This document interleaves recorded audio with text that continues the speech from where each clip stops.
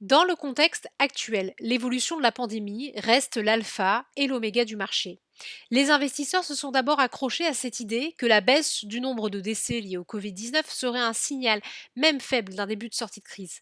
Le CAC 40 a alors débuté la journée en hausse de plus de 3%, confirmant son rebond de la veille.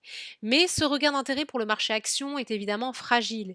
Il suffit que de nouvelles informations sur le contexte sanitaire soient communiquées, comme l'Espagne qui annonce une nouvelle aggravation du nombre de cas, pour que les marchés repartent à la baisse. L'indice phare parisien a ainsi perdu du terrain dans l'après-midi pour finalement terminer la séance à plus 2,12% vers les 4438 points.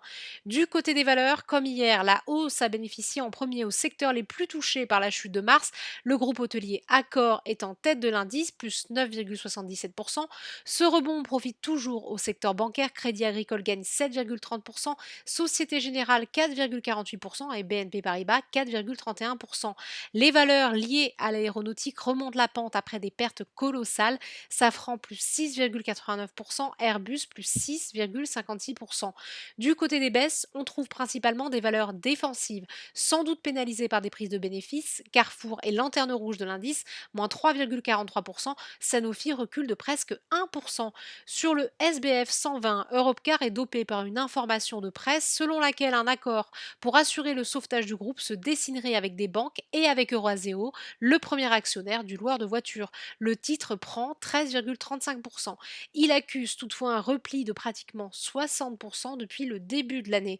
Les actions des foncières pénalisées par la fermeture des commerces non essentiels progressent elles aussi, s'accrochant à l'idée que la pandémie commence à ralentir. Clépierre prend 12,51% et Mercialis gagne 7,58%.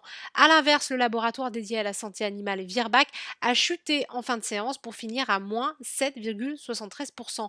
Du côté des autres classes d'actifs à risque, la hausse du pétrole se tasse avec un baril de Brent à 33 $. Si une réunion doit bien se tenir jeudi entre l'OPEP et la Russie, rien ne dit que ce rendez-vous débouchera sur un accord de réduction de la production d'or noir.